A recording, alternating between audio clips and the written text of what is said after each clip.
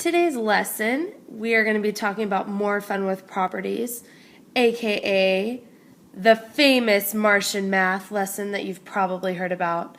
And in order to do well in this, we really need to be familiar with the properties that we learned in the previous lesson. So I want to start by just redefining what closure is. Closure means in order for a set of numbers to be closed under an operation, the output must be a member of the set. And sometimes when we just look at these words, it doesn't quite make sense. So if we look at some actual examples, first we want to look at irrational numbers. Okay, it says irrational numbers are closed under addition. For example, radical 2 plus radical 2 equals 2 radical 2. So that means that under our operation, the output, which was 2 radical 2, is a member of that set of irrational numbers. But irrational numbers is not closed for multiplication. And if we look at the example written here, radical 2 times radical 2 equals 2. This time the output, which is 2, is not irrational. That was one of our rational numbers. So we would say that it is not closed. So if we look at some real life examples of closure, the first one that comes to mind is a clock. And if we think about a clock, the way that we could think of closure is in terms of hours. No matter what hour it is, if I tell you to meet me in 5 hours, the output is still going to be one of these 12 different numbers. Or if we are in the military, it would be one of 24. Okay, but the whole point here is if I'm adding time onto time, we would say that it's closed because the output is still going to be a member of this set.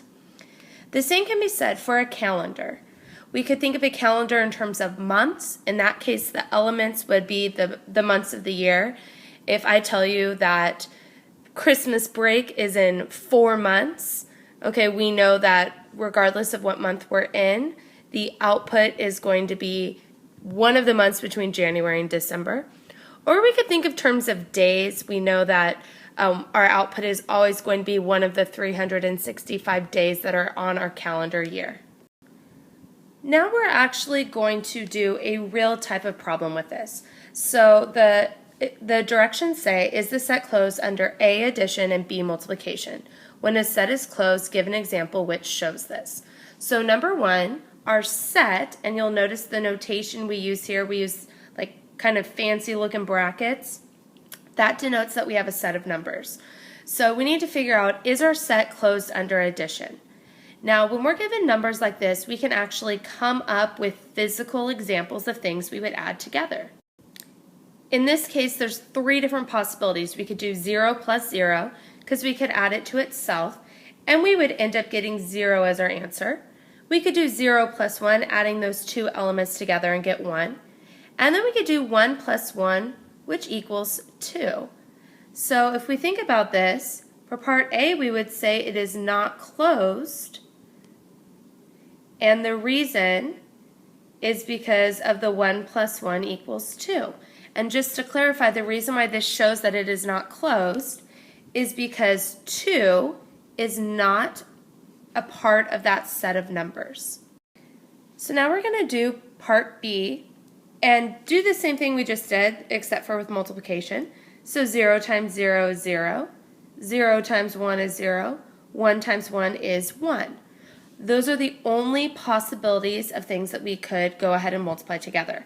So if we look at this, all of those outputs are in that set of numbers, so we are going to say that it is closed. And we don't need to give any examples because we would only show something if we had a non-example. Moving on to integers. Integers is a little bit more difficult because we don't have a finite set of numbers that we can add or subtract. So first we need to remember, what do integers mean? We learned last class, I guess, that integers are positive and negative counting numbers and 0. So this one we need to think kind of hypothetically. For example, if we're adding two integers together, are we always going to get an integer back? So in my mind, I might think, okay, what if I did -5 plus 7? I would get 2 back. Is 2 an integer? Yes. And I could kind of keep going through this way of thinking. And I might also want to think in the opposite way. Are there any two numbers that I think I could add where I would not get an integer back? And I can't think of any of those, so I'm going to go ahead and say that it is closed under addition. Now, for part B, this is for multiplication. I'm going to go through the same process. What is 0 times 5? 0, which is still in the set of integers. What's 5 times 7? 35, which is an integer. I can't think of any integers that I could multiply together without getting an integer back. So I'm going to say that this is closed. And in fact, you might want to think, okay, what numbers are not integers? I think the first numbers that come to mind would be a fraction, like 1/2 or something like that. So in this case, what if I asked you a separate question? What if I asked you if it was closed under division? In this case, if we went about doing it, I would say no, because we already talked about a number like 1/2 is not an integer. So if I did 1 divided by 2, 1 and 2 are both integers, we get 1/2 as our answer, which is not an integer. So in this case, it would not be closed. So the key thing here is our output needs to be a member of the original set of numbers.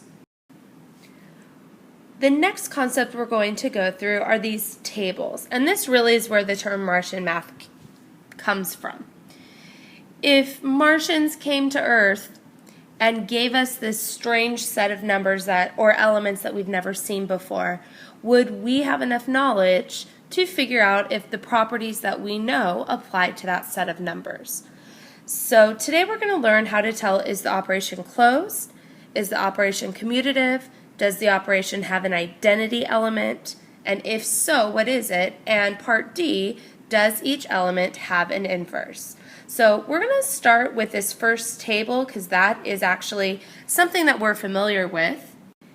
And I'm going to start by filling in that our set is 0, 1, 2, and 3 because those are the values that we are seeing both in the row and the column. Okay, and the way that this table works, okay, right here, this is our operation. So if I choose any two numbers, for example, 1 plus 2, we end up getting 3 as our answer.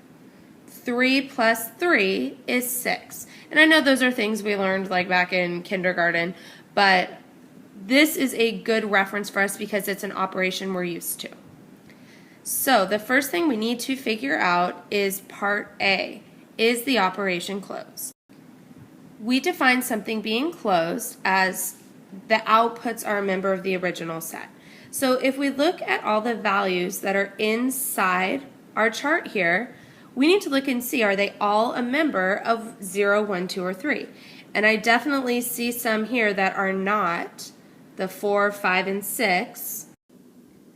We are going to then write that this operation is not closed. And to be more specific, we would say that the set of 0, 1, 2, and 3 is not closed under addition. Next thing that we are looking for is if it is commutative. We learned previously that commutative means that it's okay if the order changes. So in order to tell in a chart if it is commutative, we're going to use this concept of a mirror. Now obviously we already know that the answer is going to be yes because we learned a long time ago that addition is commutative, the order doesn't matter. But what we're going to do just in general for one of these tables is we're going to draw a diagonal line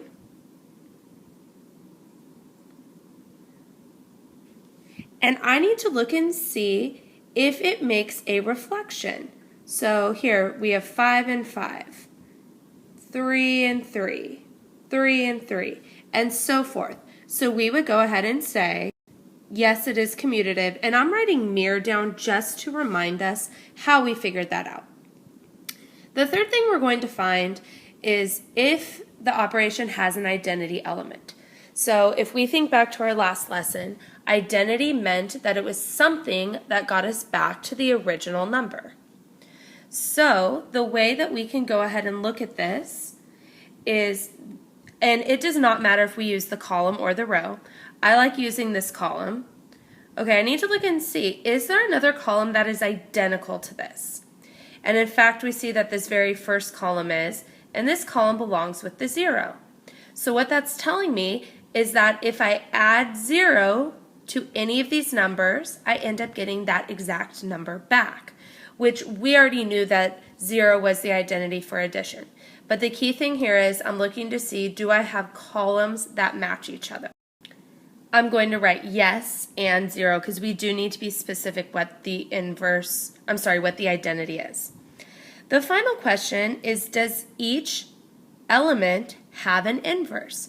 We learned that an inverse gets us back to our identity. We have already determined that our identity is 0. So I need to look at each column and figure out, is there a way to get back to 0? The inverse is never going to be a constant number, okay? It's just going to be whatever gets us back to 0. So in this first column, we have a 0, so I'm good. In this second column, I see a major issue. We don't have a 0. So I know right away my answer is going to be no, there's not an inverse for every single element. And if we think about it, the inverse for addition is adding the opposite. So in order for there to be an inverse present, the set would have had to have been -3, -2, -1, 0, 1, 2, and 3. Moving on to this second table, this is really the Martian one. We have no clue what does circle plus mean. I don't know what that means. But I do know my set here, and sorry for my writing looks kind of weird here, but it is circle, diamond, triangle, and square. So even though we don't know what those elements mean, we don't know what circle plus means, we can use this chart to help us out. For example, this chart is telling me that triangle, circle plus square is a diamond. Okay, so we can actually find outputs using this system. So the first question is this closed? Is the set of numbers, or I should say set of elements, closed under circle plus? So we need to look and see, do all of the elements inside our chart match with our set? And in this case, I would definitely say yes. And what would it look like if it wasn't closed? Well, we might see a star in there or some other type of shape. Second thing, is this commutative? So I'm going to go ahead and draw our line of reflection.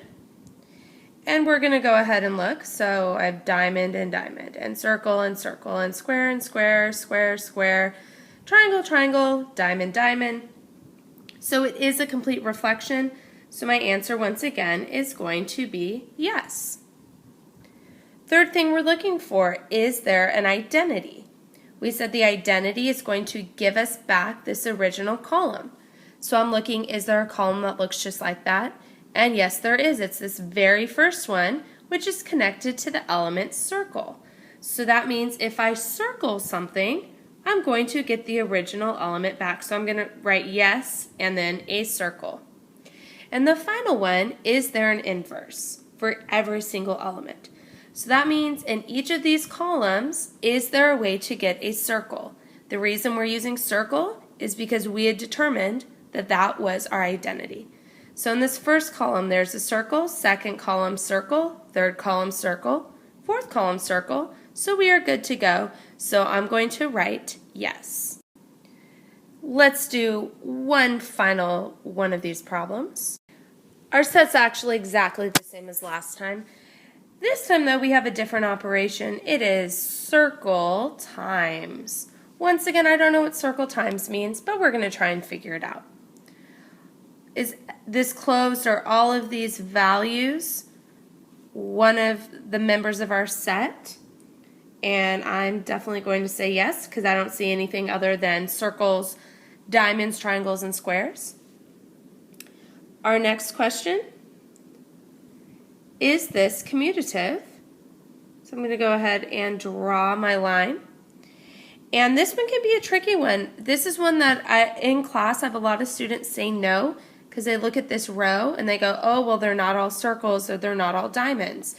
But the key aspect here, a diamond is here, so if I fold it on this line, it matches up with this diamond. A circle's here, it matches up with this circle. So we are going to go ahead and say yes. Is there an identity? So I'm looking to see, is there a column that looks like circle, diamond, triangle, square? And we might think it's this one that corresponds with square, but we'll notice these last two elements are switched. So in this case, there is no identity. So we're going to write no.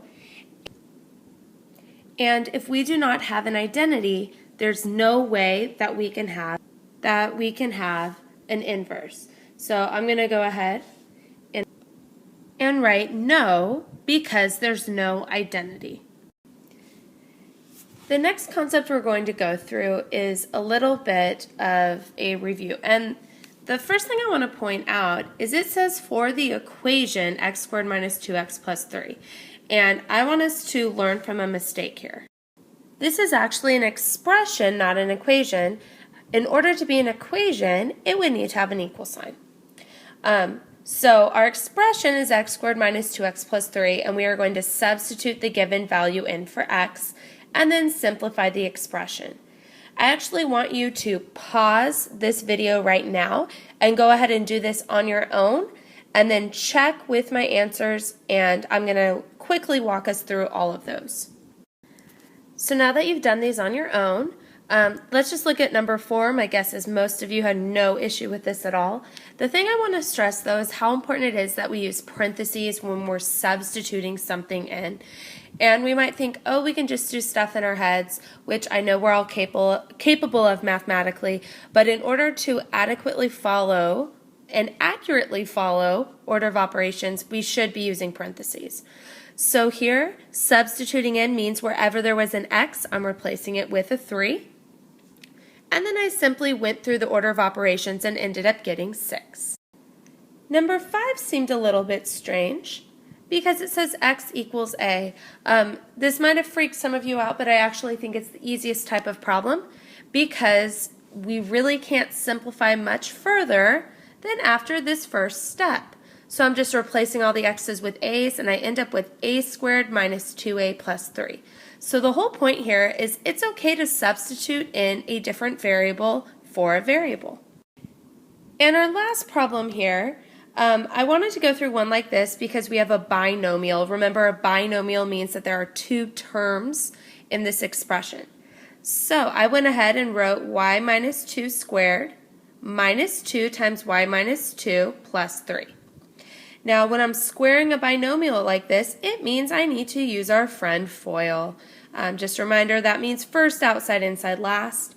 So I actually went ahead and rewrote it out as two separate binomials. And when I FOILed those together, I got the y squared minus 4y plus 4. Now, the second place it's easy to make a mistake here is I'm distributing a negative to an entire quantity. So that means I need to distribute negative 2 times y, which is negative 2y. Negative 2 times negative 2 is positive 4. And then I still have this 3 hanging out back here. Once I get to this step where I've done all the multiplication, now I'm just going to add my like terms together, and we end up with y squared minus 6y plus 11. Now, this basic algebraic concept is something we are going to use a lot in this next concept we're going to talk about. So we're going to look at numbers 7 through 10, and it says, let x star y equals 3 times x times y. Now, I don't know about you, but I do not know what star means. The only way we know what star means is because of this definition. So it's telling me that every time we star something, I'm going to do 3 times whatever's in front of the star times whatever's behind the star. So what we're going to do on this very first problem, it's telling us to find 2 star 3. So I need to determine what is in front of the star. And whatever's in front of the star is like our x term. So in this case, x is 2. Whatever's behind the star is our y value. So in this case, y is equal to 3. So I'm going to go ahead and say 2 star 3 is equal to 3 times whatever x is equal to, here x is equal to 2, times whatever's y is equal to, and y is equal to 3. Now, if we look at this particular operation now, we know how to deal with multiplication. We've gotten rid of the stuff we don't understand how to do. So I can go ahead and do 3 times 2 times 3, which is 18. What we just did is something that we call a specific example. It is specific because it uses very specific numbers and a very specific output. The next thing we need to determine is whether or not this set of numbers is closed under star. When a set is not closed, we need to give an example which shows this. So in this case, we need to think, what are natural numbers? Okay, natural numbers, we said, are counting numbers.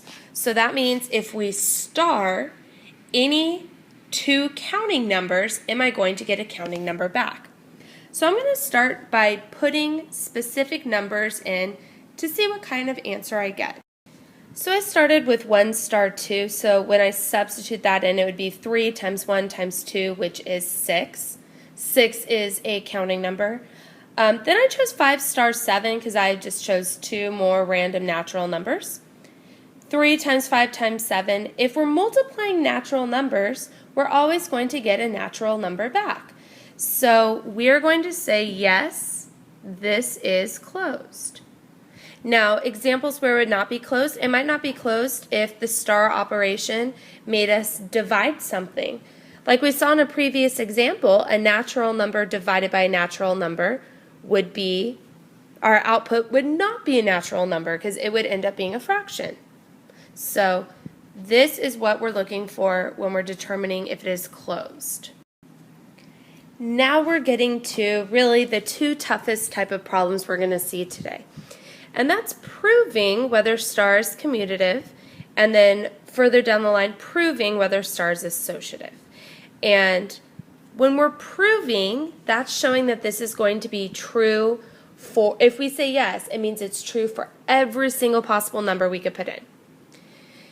If it's not true, if we say no, we also need to show that it's not true for most numbers. So what we are going to be doing is using what we call a general example. A general example uses variables. Okay, in number 8, we did in 7 and 8, I should say, we used a specific example which used specific numbers. So whenever we are proving, we need to use a general example. If you guys use a specific example, you will not get the problem correct. So we need to figure out, okay, what does commutative mean? Commutative means that the order changes. So I'm going to go ahead and set this up saying A star B equals B star A.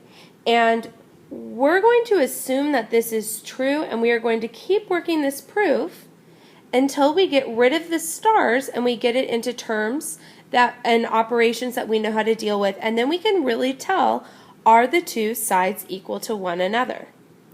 So on the left side, A star B, the things that I need to figure out, and actually let me rewrite our definition of star down here just so we can see it. So x star y equals 3xy. So if we're doing A star B, we need to figure out, okay, what are we substituting in for x? What are we substituting in for y?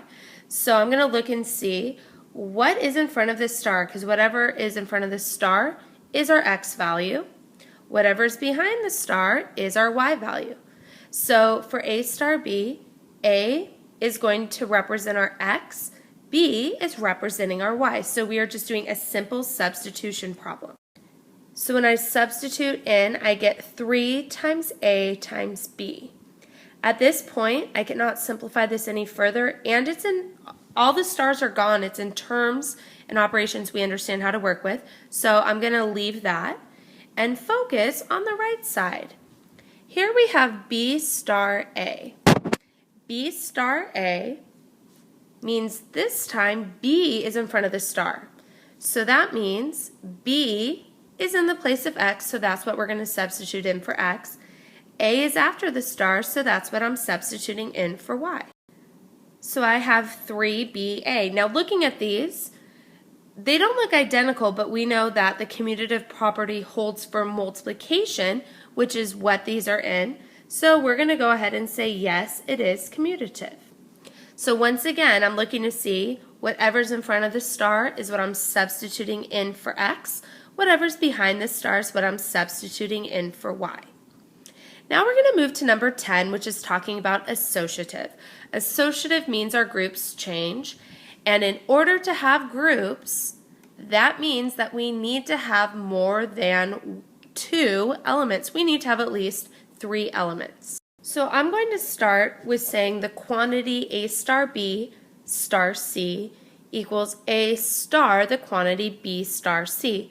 Notice my elements are in the same exact order. All I changed was the groups. So once again, we are using this definition that the problem gave us, that 3xy. And I'm going to start just on the left side of my equation, and I'm going to start inside my parentheses. So I'm going to do A star B. We already did a problem similar to this, and we said A is substituting in for X, and B was substituted in for Y. So I have 3AB star C. This time we're not done yet because we still have the star in here. So I need to go ahead and use this definition of star once again. So I need to figure out what should we substitute in for X. And in this case, I'm going to look, and 3AB, that entire thing, is in front of stars, so that is my X value. C is behind the star, so that is my Y value. So I'm going to write this out. Our definition of star was 3 times X. So I have 3 times. Instead of X, we said we should substitute 3AB. And instead of Y, we said we should substitute in C. Now our stars are gone. And this is all in terms of multiplication. Please take note, this is not a distributive property problem, because in order to be distributive, we need both addition and multiplication. Here we just have multiplication. So this ends up being 9ABC. Now we're going to go ahead and look at the right side of our problem. And I'm going to start in our parentheses. So B star C. What do you guys think we should put in for X? What should we substitute in for Y? B is in front of the star, so that's going to be our X value. C is after the star, so that is going to be our Y value.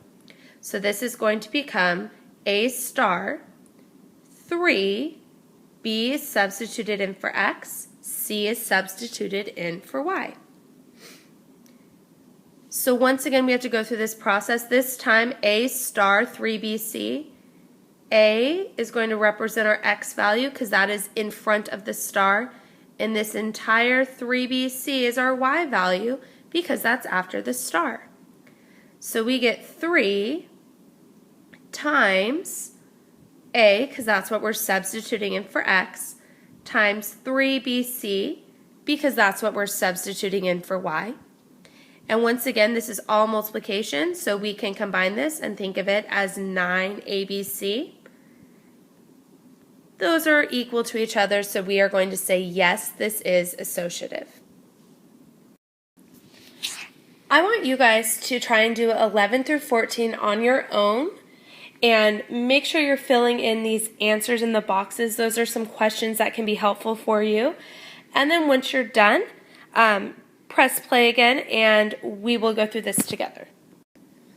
So this time, our definition is different, and we don't have star anymore, we have heart. And the whole point here is I'm trying to show you guys it doesn't matter what this symbol is. It just is representing an operation. So whenever we heart something, it's telling us it is like 2 times the quantity of x plus y. So since 2 is in front of the heart here, that is what I'm substituting in for x. 3 is behind the heart, so that's what I'm substituting in for y. So I end up getting 2 times the quantity, 2 plus 3. And you could have algebraically simplified this in a few different ways. You could have distributed. I chose to combine what was in the parentheses first. So I got 2 times 5, which is 10. This is a specific example because the output is not always going to be 10. Remember, we said the output, like our general answer, should be 2 times x plus y. General is with our variable. Specific is when we use our numbers. Now when we're determining if this is closed under natural numbers, I'm actually going to look at what we did on the previous example just as a reference. This is telling me that if I put in 2 natural numbers, the only operations going on here, multiplication, addition. If I add any 2 natural numbers, I'm going to get a natural number back. When I multiply 2 times a natural number, I'm going to get a natural number back, so our answer is yes. If this had said something like -2 times the quantity 2 plus 3, then the answer would be no, because I would get a negative value, which is not a natural number. When we're proving if it's commutative, we know commutative means order changes. And so we are always setting it up a heart, in this case B, or A star B equals B star A. On the left side, A is in the place of x, so that's what I'm substituting in. B is in the place of y. So when I substitute those in, okay, here was our definition. So A is going in for x, B is going in for y, so I get 2 times the quantity A plus B. On the other side, B is in front of the heart, so that is our x value. A is after the heart, so that's our y value. So I get 2 times the quantity B plus A when I substitute it into this definition right here. So I get 2 times B plus A. I'm going to then distribute, so I have 2A plus 2B equals 2B plus 2A, so that answer would be yes. So now you've gone through 2 examples of this star concept. If you feel pretty comfortable at the moment, feel free to pause the video and start working on your homework. If you would like to continue to practice this, keep watching, and I have the final 4 examples ready for you to follow along with. So I think number 14 is the toughest one, so I'm going to take us a little bit more step by step through this. So we're proving whether it's associative. Okay, what changes with the associative property groups do? And we need 3 variables because we have 2 different groups of 2. So I went ahead and just did the first step here. So if we look at this, I have A heart B. A represents x, B represents y. So I get 2 times the quantity A plus B, heart C. And if I wanted to distribute right then I could. I'm not going to, but it would be fine if we did that. On the right side I need to start in these parentheses, and here I have B heart C. B is in the place of x, C is in the place of y. B is in front of the heart, C is after the heart. So I get A heart 2 times the quantity B plus C. So now I'm just going to focus on the left side. Okay, on the left side, we need to figure out what are we going to substitute in for x, because we still have this other heart going on here. So if we look at this, I need to look at what is in front of heart, and really it's this entire expression. So that entire expression is my x value. And whatever's after the heart is my y value. So when I'm applying this, okay, if we look back at our definition, 2 times whatever we're substituting in for x plus whatever we're substituting in for y. So I have 2 times our x value we said is going to be 2 times a plus b plus whatever we're substituting in for y, which is c. Okay, so once again, it's based on this definition, it's always 2 times the quantity x plus y. 2 times a plus b is our x value, c is our y value.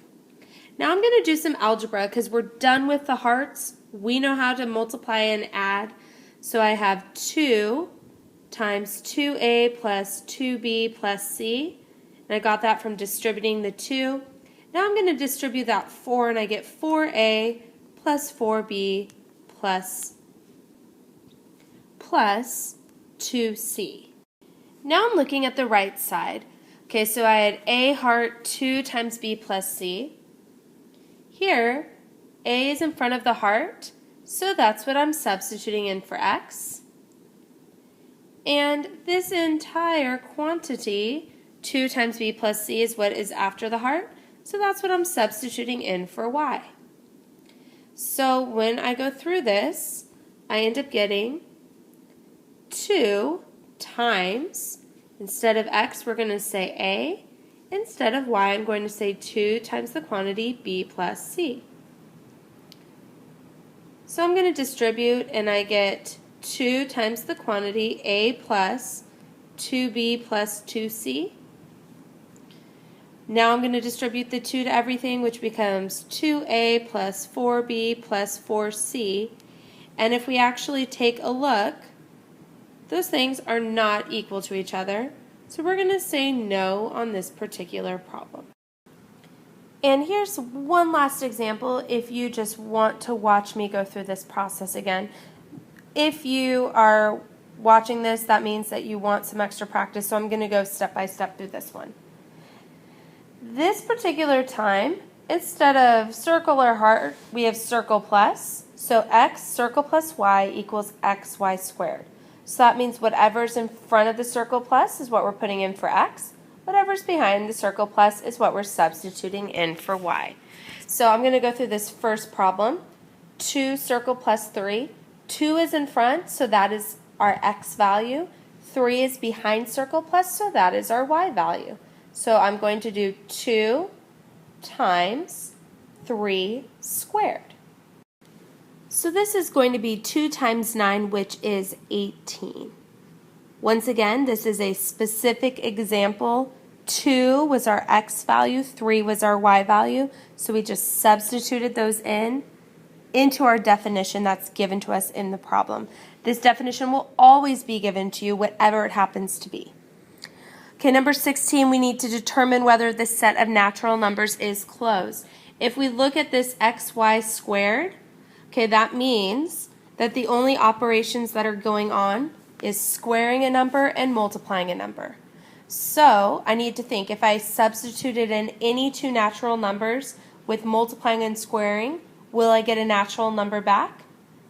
And the answer is yes. Now I need to prove if this is commutative. So once again, I need to know commutative means the order changes, so I'm going to set this up by saying a circle plus b equals b circle plus a. On the left side of the equation, a is in front, b is behind. So a represents our x value, b represents our y value. So this is going to become a times b squared. On the right side of our equation, b is in front, a is behind. So b represents our x value, a represents our y value. So this time, I get b a squared. Now if we look at these are not equal to each other, so our answer is going to be no. So finally we're proving if it is associative. We said associative means groups change, so I'm going to need 3 variables.